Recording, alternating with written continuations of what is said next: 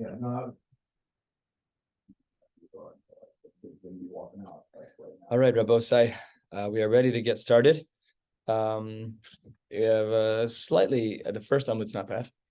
It's a good start to it's a nice introduction. We're starting on Nun Vav Amud Beis, and we're in the middle of a sugya about Shor HaNiskal. We're at the words Maskif Lamar Zutra, 12 lines or so from the bottom, and we're going to ask the question and then use Rashi to help us pick up the context of where we were yesterday. The Gemara says, Maskif Lamar Zutra, you just said that perhaps there was a shchita that was going to be that was going to be mutter. Says the Gemara, maybe a person took a rock, they checked it to make sure it was kosher for shchita, and then they did the shchita with that, the mechse keskila, because that's a fascinating play. Clever, no? It's a clever move. You use a rock for shchita, and that perhaps checks the box of in the pasuk of sakol yisakel, afal pi, that you didn't stone it by throwing, and you only stoned it by slaughtering it, which is not really stoning. But the Gemara says perhaps that's the case. Perhaps with a shchita knife, things would have been a little bit different. The Gemara rejects this outright. Says midi sakin baraisa. Go look through all of Chumash. Shnai Mikra starts now for the year. Go look through all of Chumash. You will not see that shchita needs to be done with a knife. It's not correct. And v'od Tanya, we have a brayso about kol shochten bein sur bein zchuchis bein krumis shelkon. It doesn't matter. You can use a rock. You can use glass. You can use a reed if you can get it to be sharp enough. Let's say you have there are some materials like bamboo can be hard enough and maybe even sharp enough under certain circumstances to perform a shchita. So therefore, the Gemara rejects this oddball havamina that perhaps shechting with a stone checks the box of skila. Says the Gemara v'hashta, and now, and when we say and now, it means, please remember the last 25 lines of complex Gemara.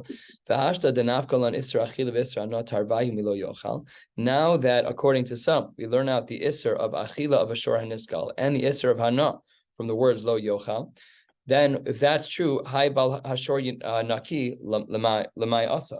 What then does the pasuk of bal hashor naki mean? Yesterday we wanted to darshan that was our source for an isra hana. Says the Gemara, Lanos Oro. Nafkamina would be the skin. Let's say you have a nice cow, you want to leverage the leather. You could make thousands of things out of leather. Apple stopped using leather in all their products because of all the negative methane emissions from animals that they're then being a part of. Whatever. So here the Gemara doesn't hold to such things. The Gemara says maybe you wanted to leverage the skin. The Gemara says, why would we need that? That was the havamina, that perhaps we should say that there's a distinction based on the pasuk itself. The pasuk says that by the shor haniskal that perhaps the skin is mutter because all that's referenced in the pasuk is flesh. Reasonable havamina. And that's why we have the pasuk of Bal Hashor Naki. And then the Gemara says, Ulahach tanoi demafkile. Hi, Bal Hashor Naki for something else. There are other Tanoim that say that Bal Hashor Naki teaches us the following, that Lechatzi Kofur L'dmei Vlados, and this again, without Rishonim, we'd be lost, just because we don't know Mishnayos.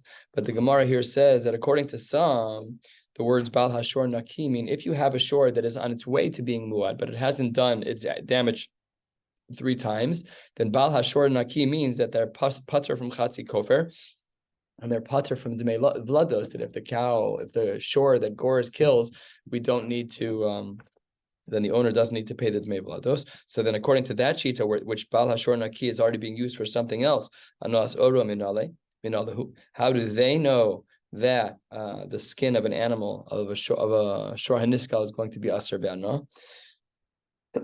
Says the Gemara, may es besaro. This comes from the pasuk of es besaro. Es Atafel Besaro. We're darshaning the word S. Famous sugya. You already might be able to see where this will land. V'idach, according to those who learn from Bal Hashor Naki, what do you do with the words Es Besaro? Says the Gemara, Es lo darish. Not everybody darshans Esim. Says the Gemara, Kiddushin, top of Nun Zayin Amaral. Shimon ha'amsuni, v'amrilon Nechemya ha'amsuni. One of them said the following, or I should say, one of them did the following. Hayadoresh kol esin shabatorah. They went through Chumash. They looked at the Aleph Saf in the first pasuk, and he gave a pshat for it. But Once he got to the pasuk of Es Hashem Elokecha Tira, he didn't feel comfortable darshaning anymore. And Rashi gives us a glimpse. Rashi on the second line, Dibur Maschil Parish, Sheyari leRabos Shum Davar LaHashvosa LeMaramako. I could understand that. That resonates with me. I'd be very scared as well to equate anything to HaKadosh Baruch Hu. Amr lo Talmid of Rebbe, Kol Esen Shedarashta Ma'atehelem. You're 99.9% of the way there. There's esim throughout the entire Torah. You darshaned all of them. You got to Es Hashem Elokecha Tira and you stopped. What's going to be with all the drashas that you made? So he says, Amar Lahem, Keshem Shekibalti Schar Ala Drisha. Just like I get reward for darshaning, Kach Kibalti Ala Prisha. I equally get reward from stepping away from the project because I don't know how to answer this. Big musser in life to know when to step away. After I took on another responsibility in the community about 10 years ago, my father said to me, I want to teach you an important word. The word is called no. You should learn how to use it sometimes. Note taken. That's when I accepted Daf Yomi upon myself.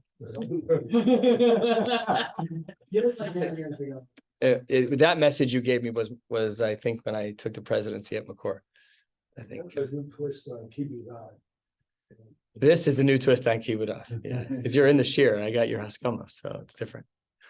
So all of this was Reb Nechemya HaAmsuni or Reb Shimon HaAmsuni, who was scared of the drush of Es Hashem Elokecha Tira. And then the big shoulders, I should say bigger shoulders, come along. Achabar Rebbe Akiva v'limed Es Hashem Elokecha Tira the Rabos Talmidei Chachamim. This is Omer Dor Sheni. What happened to the concern of not being mashva anything to HaKadosh Baruch Hu?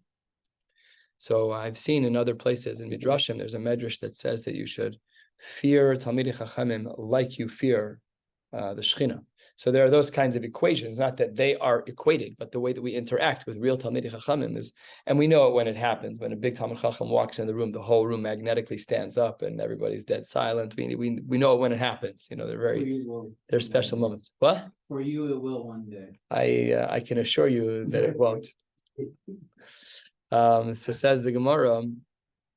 Okay, so that's the conclusion of the Gemara. So according to the Rishonim, according to the Gemara that holds that me espesaro, that we don't darshan esim, so that's okay. If you don't darshan esim, then the word espesaro is not extra. And for those who hold that the s is extra, then they used s in order to darshan es atzafel besaro, that the skin of the shor haniskal is also going to be asra. Let's talk about the next sugya, 10 lines down, and Zayin Malach Begla Rufa Minola.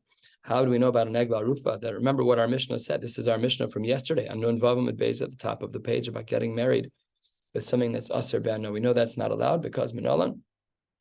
Amre Debei Rabbi Yanai Kapara Ksiba. The word Kapara is used by Egla Arufa. This is my Bar Mitzvah Parsha. What's the pasuk? Anuva Amru Yodir. Kaper Lahem Hadam, I think is the pasuk. So the language of Kapara is there. And oddly, that's Kikachim. That word gives us an equation to the world of Kachim. The Rashi quotes a pasuk. Rashi's Kaper LaMacha Yisrael. So I was close. No, the pasuk does says Vini Kaper Lahem Adam. Is that the different pasuk?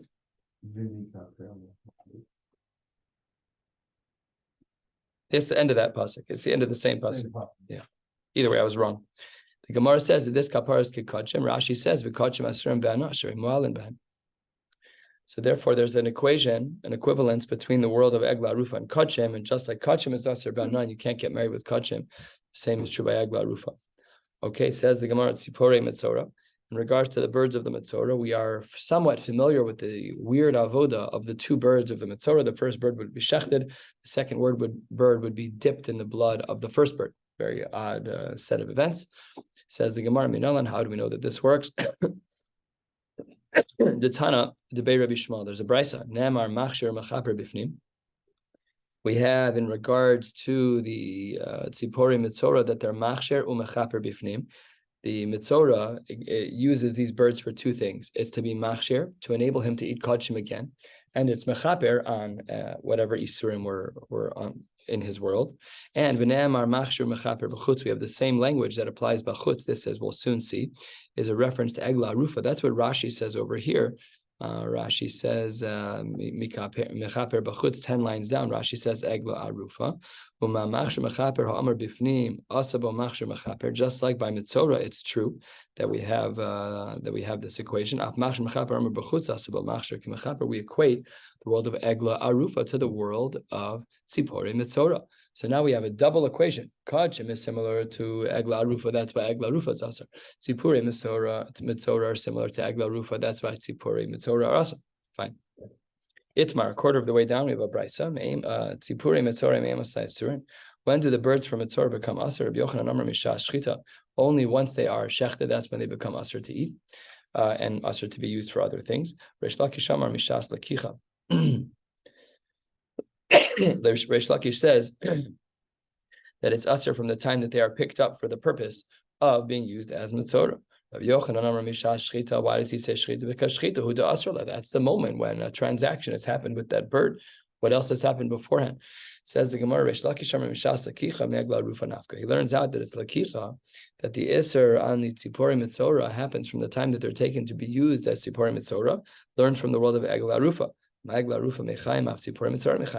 Just like an egla arufa becomes asur before shchita while it's still alive, so too says the Gemara that Tzipori Mitzorah become asur mechaim. Says the Gemara, well, wait 1 second. Egla arufa gufa me'emasai. How do we know that an egla arufa becomes asur behano, asur to be used before it is killed? Says the Gemara, Amar Rav Yanai gvul shamati ba. Rav Yanai says, I heard about a particular border. B'shachachti. I can't remember what it is. V'nas ben Chavraya, people came around him, and Lomar, they said, Yiridasa lanachal esan hu osarta. It's when you get to the Nachal Esan, a particular geographic location, that's when the Isser starts. Ima egla rufa, asks the Gemara, wait 1 second. You're telling me that the actual time frame when the egla arufa becomes asur is not by the lakicha, it's not by the time you pick that animal, but instead when you get to a geographic location, the egla arufa only becomes asur by the nachal esan, not by the zman lakicha. So the tzipori mitzorah nami mishas lakicha lo mitzorah. How can you say that you learn tzipori mitzorah from egla arufa? You say tzipori mitzorah is going to be asur from the time that it's picked up, just like the egla arufa. The egla arufa doesn't get asur by the lakicha. The egla arufa gets asur by the time of nachal esan. So the Gemara says, wait 1 second. Your question's ridiculous. Hachi hashta, we're halfway down, a little bit more on the Zayin and Aleph. Hachi hashta, how can you compare the case of the tzipore mitzorah to the case of the egla arufa? After all, Hasam, over there by the egla arufa, isleg bulacharina. There by the egla arufa, we have a geographic location. We know the threshold that when it's crossed, the animal becomes asur. But hacha by the tzipore mitzorah, mi isleg bulacharina. What do you want to do? There's no. Yes, we learn from the world of egla arufa. We learned that it's before shchita. You're right. We don't learn the kicha from egla arufa, but kishem that egla arufa has a moment in time when it becomes asur prior to the shchita. The same thing is true in regards to the birds. It's just that when the birds become asur, it's at the shas lakicha, and that would be the nafkamina between them. And therefore, the Gemara says it's appropriate to assume, according to Reish Lakish, that the zman is lakicha. That's when the tzipore mitzorah become asurim. The Gemara poses 3 questions here. Esvei Rav Yochanan l'Reish Lakish. Remember, Rav Yochanan holds that tzipore mitzorah become asur mishas shchita. Reish Lakish holds that they become asur mishas lakicha. So it says the Gemara, when do these birds become asur? We have a problem. We have a brisa. The brisa says 2/3 of the way down, Kol tzipor tahora tochelu, that when you have a bird that is pure, you are allowed to eat it. Lerabos es hameshulachas. Lerabos, to include the meshulachas, the bird that's sent away. This is referring to the second bird of the tzipore mitzorah. Let's review. The first tzipor of the mitzoraim, when the person brings 2 birds, gets shechted. The second bird gets dipped in there, and then says the Gemara that the meshulachas, the second bird of the mitzorah, is actually permissible to eat. We never would have thought that. We would have thought that it was kodshim. We would have thought that it was connected to the Beis HaMikdash in a permanent way. The first one got shechted, and there's going to be whatever's going to happen with it. The second one's mutter to eat. L'rabos es hameshulachas. This teaches us, the Brisa teaches us, that the second bird of the mitzorah, after it gets dipped in the blood, if at a later point you shecht it, it's perfectly mutter to eat. And the Brisa continues, there are some birds that you're not allowed to eat. What does that do? lerabos es hashchuta. This teaches us that there are some birds you're not allowed to eat, that if an animal is shechted, you're not allowed to eat it, only referring, of course, to some animals. Right now we're talking about the first bird. So says the Gemara,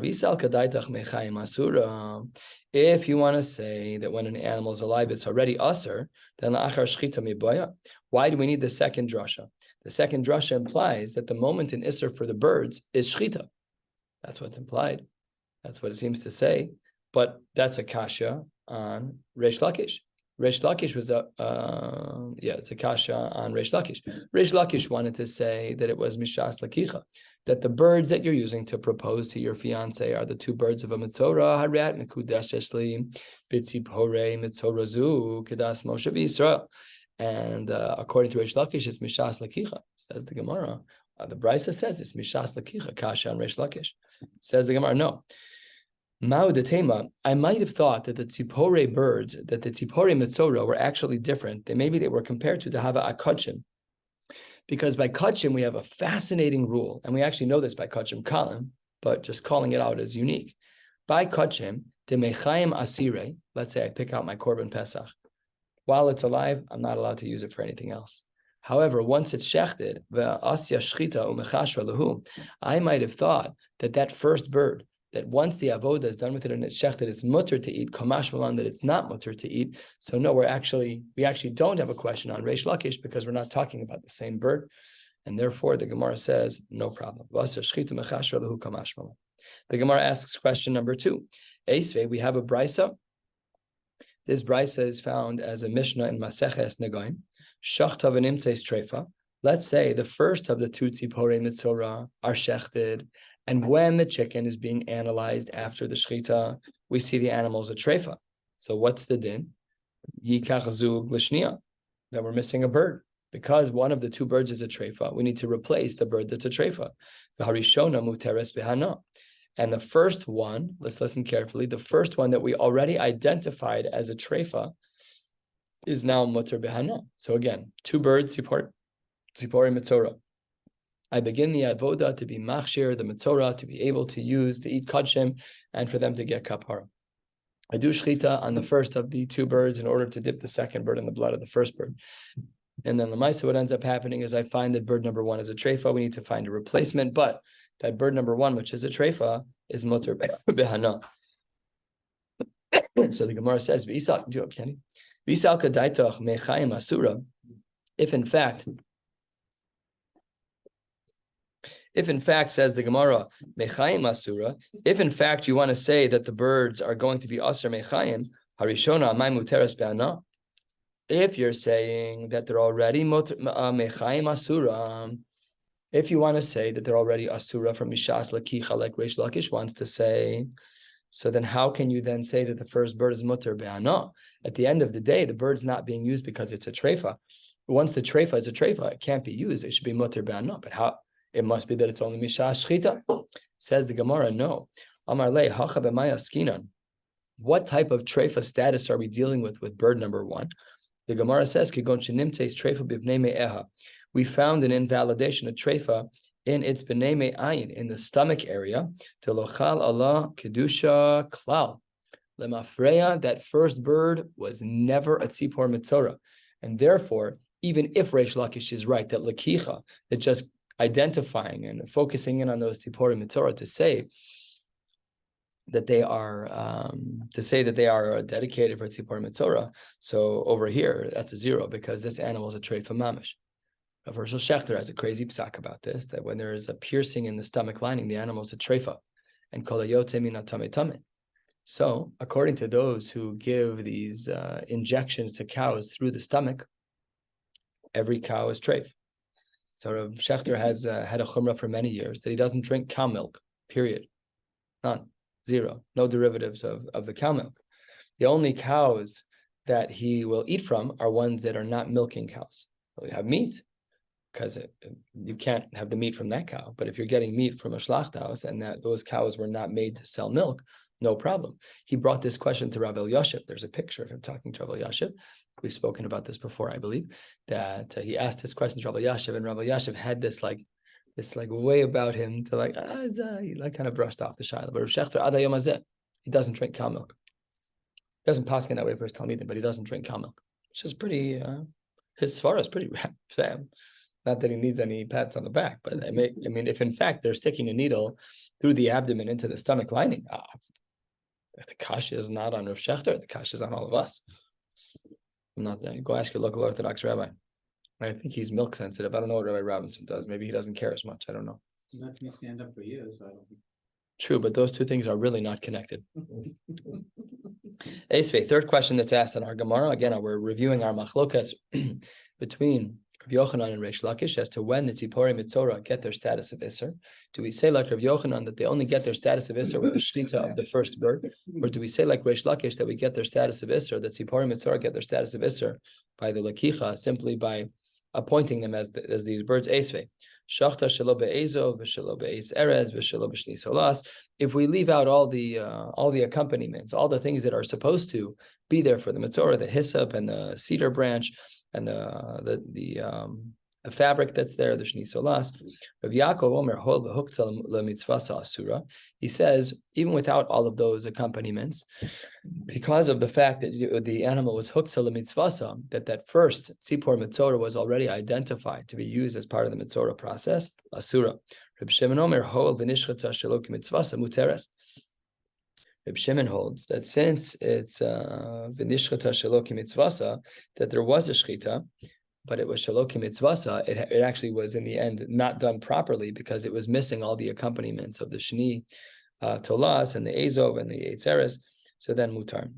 And the Gemara qualifies this machlokas between Rabbi Yaakov and Reb Shimon. Ad kan lo pligi elamar savar shchita she'ena ru'uya shma shchita umar savar shchita she'ena ru'uya lo shma shchita. It might just be that the machlokas Rabbi Yaakov and Reb Shimon is simply about whether or not a shchita, which is eina ru'uya, is shmei shchita. According to the shita of shchita she'eina ru'uya shmei shchita, so then that would be the shita of Rabbi Yaakov. And according to the shita that mar savar shchita she'eina ru'uya lo shmei shchita, that's a zero. So then you can't say that it's going to be usher for those purposes. That's the second reason. But, and here's the punchline: k'kulei alma miha mechayim lo mitzvah. But everyone agrees. No matter what your machloka says about shchita ru'uya or not, lemaisa, the way everybody looks at it, is that mechayim lo mitzvah, is that it wasn't usher when it was alive. That's a kasha against Reish Lakish. Reish Lakish wanted to say that the isser of the tzipori mitzora was mishas lakicha. The Gemara here shows beveirur that that's clearly not true, because even mechayim, they were not going to be usher. And the Gemara concludes that it's actually a machlokes tanoim. You're right. Reish Lakish and Rav Yochanan have different shitas. Where does Reish Lakish get his shita from?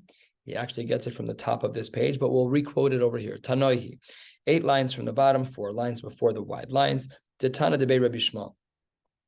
Ne'emar machshu mechaper bifnim, v'ne'emar machshu mechaper bachutz. We had said in regards to the tziporei mitzora that they are both mechaper and that they are machshir. And we also had said that applies by an egla arufa. And what was our extension from this hashva? Ma machshir mechaper hamar b'fnim asabo machshir kimechaper. Af machshir mechaper hamar b'chutz asabo machshir kimechaper. The Maisa, we see that the tzipori mitzora are like the egla arufa. And by the egla arufa, when does it become aser? By shchita? No, by nachal esa. Therefore, that's a marim makom that's used to prove the shita of Reish Lakish, and therefore, it must be that all of the 3 mishnayos that we just learned, either we wriggled out of them with answers like we did, or we don't even need to try so hard, because Reish Lakish has a marim makom at the top of our page, where the tzipori mitzora are an equivalent to the world of egla arufa. And just like by egla arufa, the line in the sand that makes an egla arufa asura is being at the geographical location of Nachal Esan, that specific place. So too by tzipori mitzora, it's not the point of shchita that makes them asura, but rather it's the shas lakicha. That's how Reish Lakish understands. Good. So the Gemara says 4 lines from the bottom. We're going to pick up on something that we learned. We had learned the pasuk gufa. We learned kol tzipor tahora tochlu l'rabos as hamishulachas. We had learned that part of the pasuk teaches us that just like every bird, or all of the birds that are written out in the Torah, I should say all the birds that aren't written out in the Torah, all the birds that are tahora, we are allowed to eat. And that was l'rabos es hamishulachas. That was, that drasha teaches us that in among the list of birds that we are allowed to eat, we're also going to include the second tzipor metzora. Remember, the tzipor number 1 was nishchat, and the second tzipor was dipped into it. And then that second one was set free. And if anybody were to find it, they're allowed to eat it, no problem. And the second part of the pasuk was this taught us about the first bird, that once that animal is shechted, we had said that that first animal, which is nishchat, that it's now asura. So it says the Gemara, I could have turned around this drasha and learned them differently, that the first bird, which was shechted, is mutter, and the second bird is actually the one that's asur. There's a way that I could have learned the psukim that way. I'll just read back the psukim for you at the fourth to the bottom line. Kol tzipor tahora tochlu, even the first bird after it was shechted. And the pasuk that says, V'zeh asher lo tochlu mehem, you should not eat this bird, that is perhaps even the second bird. And the Gemara says, that's impossible. And we're going to see three answers. 3 answers as to why that's not true. It has to be the case that the second bird has to be the one that goes free. The bird that's living has to be free. Here's reason number 1. Amar Rav Yochanan mishum Reb Shimon ben Yochai. Lo matzinu ba'alei chayim she'asurim. We don't see any animals that are asur, which all of us probably know off the cuff is not true. There certainly are some animals that are asur. Says Rashi, Lo matzinu ba'alei chayim she'asurim isur olam. It's very rare to have an animal that's otherwise kosher that has an isur olam, that's constantly and forever asur. Says the Gemara, what are you talking about? Maski flor of Shmuel bar Rav Yitzchak. Philo, we don't have animals that are ba'alei chayim that are asur in the olam. After all, hare, turning to the top of Nun Zayin and the base. I don't think we're going to get as far as I want to get, but we'll see what happens. Muktzah v'ne'evad. Rashi says, Muktzah behema shehuktzah letikrovis avodah zara asur legavoa. That if you have an animal that was set aside by a Rosh Merusha who was planning on using it for avodah zara, or ne'evad, an animal that was used for avodah zara, the ba'alei chayim ninhu v'asire. Those are animals that, under other circumstances, are mutter, but you messed them up by using them for avodah zara. And over here, v'asire, over here, we see that there's an isur olam. The Gemara makes a fascinating distinction and says, you're wrong. Even if an animal is used for avodah zara, ki asiri legavoha. The only time that we say that the meat of an animal that's been used for avodah zara is asur is legavoha. However, lehedyo mishrashari, that the meat of an animal that's used for avodah zara is permissible for the average lay person to eat. It just can't be used on the mizbeach. Sounds crazy, but that's what the Gemara says. And therefore, we don't have precedent yet. How did Rav Yochanan, in the name of Rav Shimon ben Yochai, give his answer to say that there are no animals that have an isur olam? What was he talking about? What was he talking about? Says the Gemara, Maski Plur of Yirmiyah, hold on one second. Hare roveya v'nirva. A roveya is a male animal that sodomizes a woman, and a nirba is a female animal where a man was intimate with that animal, bestiality, the psukim in Chumash. If in those cases there were be'edin, the ba'alei chayim ninu v'asiri, there, those animals are an isur olam. Under normal circumstances, when animals live a normal life and they mate with their own kind, those animals can be shechted, no problem. But in cases like this, where the male animal violates a woman, or a male human violates a female animal, those animals are taka and isur olam. So that makes the answer of Reb Shimon in the name of Rav Yochanan and then Reb Shimon ben Yochai incorrect. So the Gemara just gently changes the language 4 lines down. Elo Amar Rav Yochanan b'shum Reb Shimon ben Yochai lo matzinu rov ba'alei chayim she'asurim. It's not common to find most animals. In general, we don't find animals that are asurim in the long run. Let's tie this back to our question. We wanted to say that perhaps in the drasha, what was meant to say is that the second animal, the one that was kept alive by the tzipori mitzora, that the second animal should be considered asur. Says the Gemara, no. Why? Because most animals are not considered asur unless something happens to them. And here, nothing happened to that animal. So that's answer number 1 as to how we know that the second bird of the tzipore mitzora is going to be considered mutter once it's sent away. Here's answer number 2. Debei Rabbi Shmuel Tana, to Amar Kra, v'shilach al pnei hasadeh, kisadeh, ma sadeh muteres, af hainami muteres. Just like a field is considered permissible, so too this second animal is also considered permissible. Says the Gemara, wait 1 second. The pasuk of Shilach al Pnei Asad is used already. Hi sadeh lahachi hu da'asa. Are you trying to tell me that that a field is being used for this? That's not correct. The words of hasadeh are used for something else. 10 lines down on Nun Zayin Amud Beis. Ahumi boile lichadetanya. This is used in the following brisa. Sadeh, this is the word we were talking about. And the drush over here is that when we let the second bird go of the tzipori mitzora, in what direction do we let it go? It's not stam. Everything in halacha is calculating. Nothing is left to chance. I just did this circumcision for a Muslim family this past week. I'm like, what's state in your Shulchan Aruch? When do you do breast? I'm like, we don't really know. What does that mean? Half of your population is male. How do you not know what the din is? And they don't know. In halacha, everything is codified. So by the first tzipor mitzora, we shecht it. We dip the second animal in it, and then we have to let the animal go, but in a specific direction. And that's what the word sada teaches us. Shelo yamod b'yafo v'yizrukenu l'yam. Don't stand in Yafo and face to the Mediterranean. B'gabas v'yizrukenu l'midbar. Don't stand in Gabas. I don't know where the physical location of Gabas is, but Rashi says, B'gabas, 12 lines down or so, chomasa al hamidbar b'rachman amar sada. You're not allowed to send it into a desolate place because the midbar is desolate. It says sada. So therefore, if you're in Gabas, you can't send it to the midbar.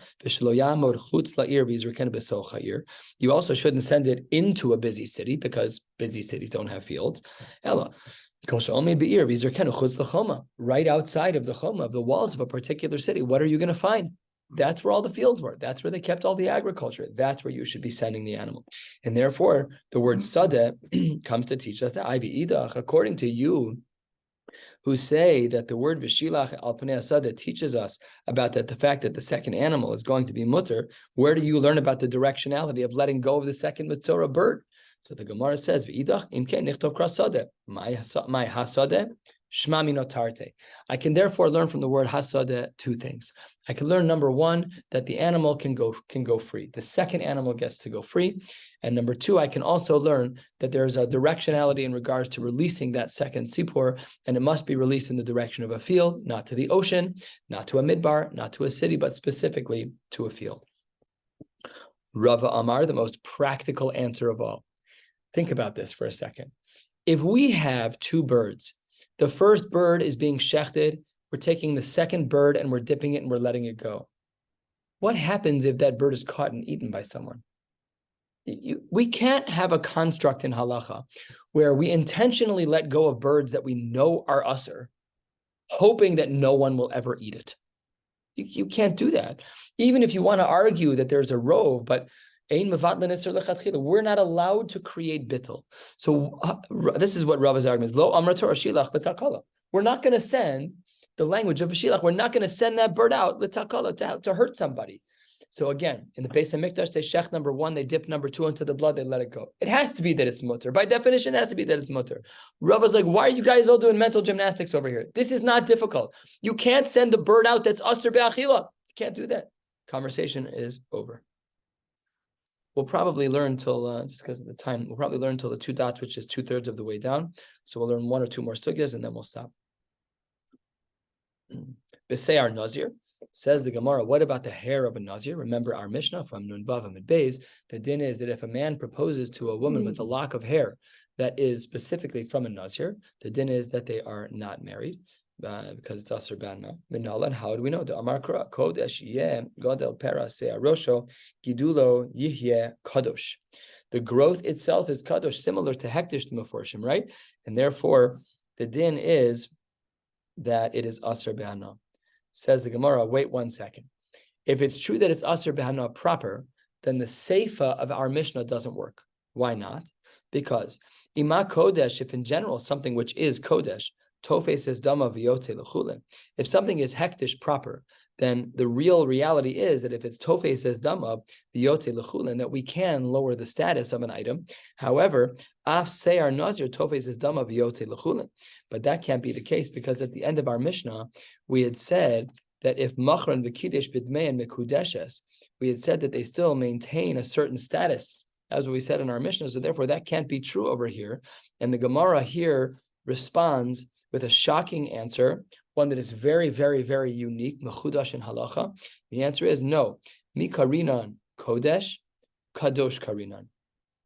When the pasuk speaks about the hair of a mitzorah, the Amar Kra, kodesh yeh gadol pera, the word kodesh is specifically written chaser. There is no vav. The Chachamim knew how to read the word, therefore we know how to read the word. But in the drasha realm, there's an aspect of the word that is kodesh, correct. There's an aspect of the hair that's kodesh, but there's an aspect of the word that is kadosh, which are very different words. And therefore, the Gemara says this word kind of lives in between, a very unique halacha.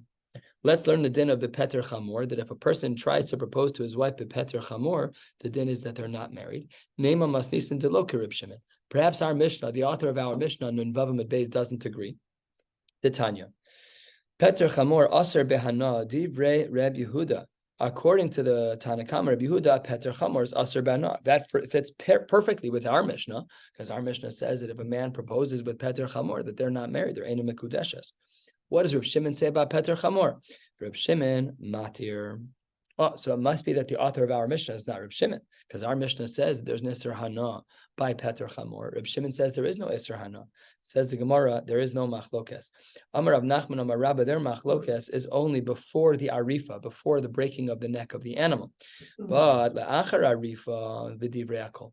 After that, everyone agrees the halacha is exactly the same. There's an Isser Hana. Basar bechalav, one of my favorite sugyas, minalan, the Tana debate Rabbi Shmuel. Lo sevashel gedi b'chalevi mo gimel pa'amim. We spoke about this yesterday. I didn't know it was on this page. Otherwise, I would have saved my comments. Rabbi Reisman told me he was always 2 weeks ahead when he was giving Daf Yomi. That's remarkable. I feel like I'm behind when I'm teaching what I'm teaching. So that's not good. But that's amazing what he did. Lo sevashel gedi b'chalevi mo 3 times. Echad isra achila, ve'echad isra hana, ve'echad isra bishul. All 3 of them are problematic. Masnisin deloki haitana in our Mishnah must not be like this author of this brisa of the Rabbi Shmuel that there's a triple isser, because the Tanya Reb Shimon ben Yehuda Omer basar b'chalav aser be'achila moter be'ana. Wow, this is a rare shita that Reb Shimon ben Yehuda holds that basar b'chalav, granted as we all know as from Jews, basar b'chalav is aser to eat, but there's no isser of hana. Shenemar kiam kadosh atal Hashem Elokecha lo sevashel gedi b'chalevi mo v'lohalanu omer v'anshe kodesh tiyuni ma lohalanu aser b'achila moter be'ana. That later, where we have an isser of achila, but no isser of hana, we bring that back to our case as well. What is this talking about? This is talking about a treifa. A treifa, the pasuk says here, basar b'sad treifa lo sochelu. So if by a treifa the halacha is that it's aser behana, that it's aser be'achila and muter be'ana, and if we have similar language of anshe kodesh tiyunli and ki am kadosh ata with lo sevashel, so there's a gzeira shava hekesh. There's some comparison to treifa. Perhaps we should assume that basar b'chalav is only aser be'achila, not be'ana, like Reb Shimon ben Yehuda. So to this, the Gemara says nothing. The Gemara therefore assumes you're correct, that our Mishnah is not like the Shita of Reb Shimon ben Yehuda. We're at 9:30. We have more to learn, but we're going to stop right here. 2/3 of the way down at the words B'chul and Shenishchatu Ba'azara. Tomorrow we will not have shiur in person. The way things are looking, I will probably post a shiur during the day tomorrow, but I'm still not sure. Certainly before tomorrow night, but certainly before 6:30 tomorrow night. That's for sure. And I'll keep you posted on any other changes. Wishing you all a beautiful night.